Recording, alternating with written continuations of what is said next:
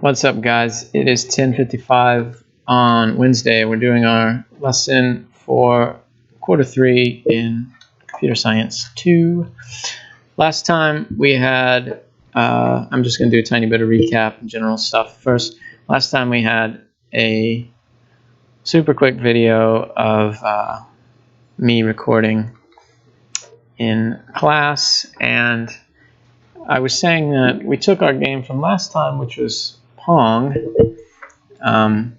I was trying to run it on my desktop and I kept getting errors, but I tried to run it on my Chromebook and it worked, so hopefully you guys can see it. But obviously you know what the Pong game was. It was a ball bouncing and a paddle that you control. Some of them had a second paddle for a second player, either human or computer. Some of you had a second ball, and then the ones that did that, some of them got to bounce off each other and various details. But hey, look at that. It's working a little bit. It's controlling, and that's not bad. If I hit run, hopefully we'll see the ball. Hey, look at that. Just in case you forgot, that's what we did. Our ball bounces, our paddle moves, and this is my basic version with just one thing of each and no computer opponents or anything like that. So what we're going to do for quarter 3 is turn that into a new game. You're going to take this same code. You're not starting from scratch. You're not copying another thing. You're taking the same code and evolving it, you know, just the way that like a fish over 1 billion years could evolve into a raccoon or something. We're going to make our thing change with the same basic starting points. For example, the ball, you can probably keep that and change only how it moves, and it could be a billiard ball or a puzzle piece or a laser shot by a spaceship. It can move the same way and maybe bounce the same way and maybe look the same or change bits, but keeping that basic thing. The paddle, you know, most games will have a rectangle of some kind, whether it's a paddle that you control or a spaceship or a platform that your guy jumps on or various other things. So I asked you to make a sketch, and what I'm going to do is try to use my other camera. I have a little document camera on my guy here. See that? Does that show up on the...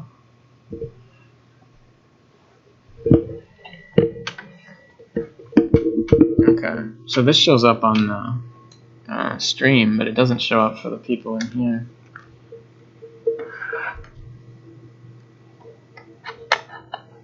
Would it if I do this? Yes, right? Okay. So, boom. Let's get something like this. We have, for example, and I showed this last time, and I'm doing a little recap. You could make a game like Breakout, where you have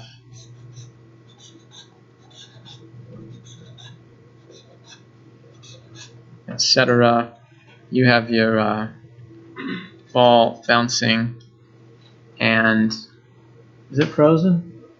It is frozen. What the heck? It will follow a lot of the same rules as your Pong, and it will bounce the same, have the same paddle setup, but instead of bouncing off the walls or another paddle, it'll follow the Breakout scenario of hit the brick, maybe it disappears, or maybe it gets a crack and disappears next time. Either way, you can keep the same class, keep the same object, and just add a few changes. I'm going to test moving it back to my other monitor and see if that works. Nope. Okay, I'm going to test this camera off and on. If it doesn't work at all, I'll switch back to my screen share. Boop. Boop. Anyway, we don't need that. The idea is you're going to take some kind of evolution of the moving stuff here. All right, whatever. That document camera is not going to work. It didn't take some evolution of the Pong objects. And so the first thing was a sketch. To make a sketch like I did just now or in this video, where you say, I'm going to turn it into pool and use balls where they start off in the triangle orientation, like at the beginning of 9-ball or something, or their diamond for that. And you use your paddle as a stick and you hit it and then they bounce. And so for that you would need a lot of bounce code to determine how they hit each other, how they slow down, and so on. If you're doing the breakout / brick breaker, you'd need more in the paddle and have them react when they get hit. If you're doing a platformer where the ball is your little Mario guy and you jump on platforms, then you'd need to add that jump function. For each thing you'd probably have one new area you'd have to get into. If you were going to do Tetris, you'd forget about the balls entirely and just make slightly different rectangles, and then every frame you'd have them move down, fit into a spot, check to see if they made a whole line to disappear, and so on. And that is our assignment for today. So after you get your sketch, and some people have already turned one in and some people are still thinking, totally fine.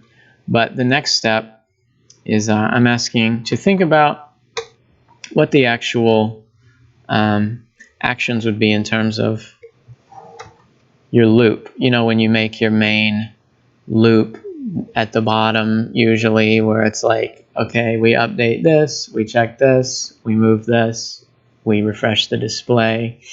For the Pong, it was 5 or 6 things, and later you get into actually writing the code for those things. We're not doing that now, but I want you to just think about what the frame by frame actions are. So in Pong, you move the paddle. Sometimes it's mouse, sometimes it's keyboard. Sometimes you move the other one if you have two. Then you do the ball, test whether it's gonna bounce. You do that new X and new Y thing where you move it ahead in theory and see what it's gonna hit. If it's gonna hit something, you reverse the direction and then you move it that way. If it's not, you move it ahead one slot, And these can be broken up into more detail. For example, when you move something, that's really 3 parts. You disappear it, then change the coordinates, then draw it again in the new location. And we don't need to get into that much detail this time. But for your game, I want you to think about what the actions are. And again, you don't have to write the code now. Please don't. But just think about the functions and what they would involve. So for example, if you were doing Tetris, what do you do every frame? What would be in the loop? Well, 1, probably take the user input. You move the current block up or down, left or right. I guess not up, but left or right or down based on the user. And maybe rotate it based on the user. That's probably the first thing. Doesn't have to be. Next, you'd probably check to see, is it in, does it need to stop moving versus another block or the bottom? Then you check, does it create a full line in order to disappear? Then you would move the other ones if so. Then you would think about loading up the next block that's going to come, which is not every frame, but you would test to see if it's time. Things like that. Okay, if you were doing a Space Invaders Galaga type game, or maybe it's turned 90 degrees to be more like R-type, then you would say, okay, does the player move? Does the player shoot? If so, do that thing. Does the laser need to move forward, or does it hit an opponent? Same thing for laser coming at our guy.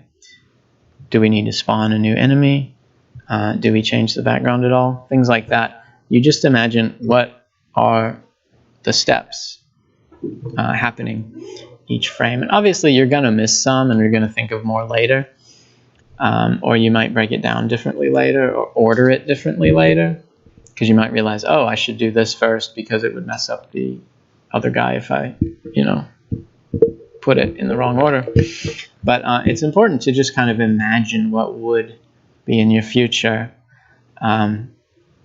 so that you know what you're aiming for, or you know what's going on. For example, when I was talking about the pool game, the billiards game, I said we can make them look like pool balls. They don't just have to be white circles. You might give them a color. That's easy enough. Some of you already have the code to do that in your Pong game, because some of you had different balls of different colors. Then maybe you print a number on them. That's not too crazy. Or instead of that, you could replace them with an image of a ball, Then if you get into the really hard stuff, you could actually make them roll, like actually have the parts move based on the above view.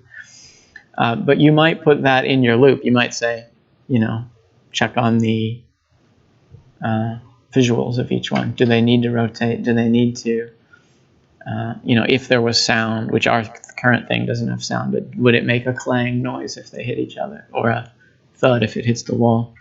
Things like that. By the way, I do eventually want to publish these in a way that's not just a little preview window on Replit.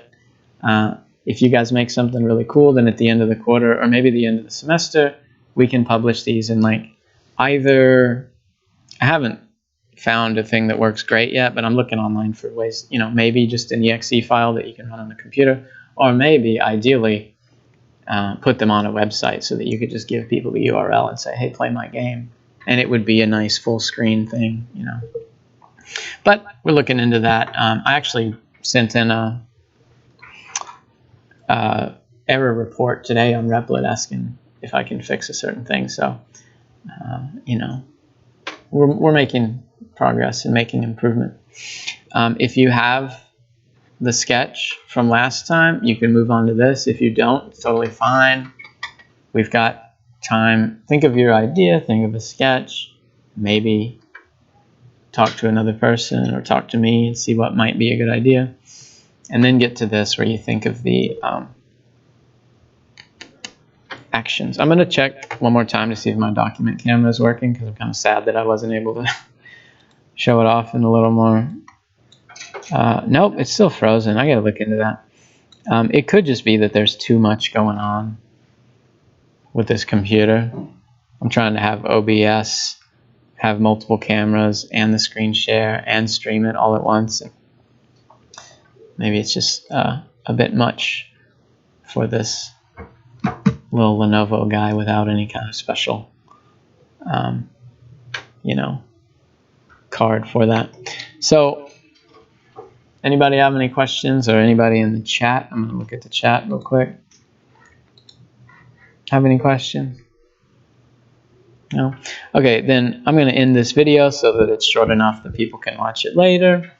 And I'm going to look at these sketches that were on there. I'm going to talk to people in real life. And hopefully this part of the project should be brainstorming, not only thinking of what game is possible, but what would it involve? What would you actually need to do to make it happen? If you're doing a platformer, for example, I would say it'd be very difficult to make the background scroll every time you move, to make it move smoothly like Mario.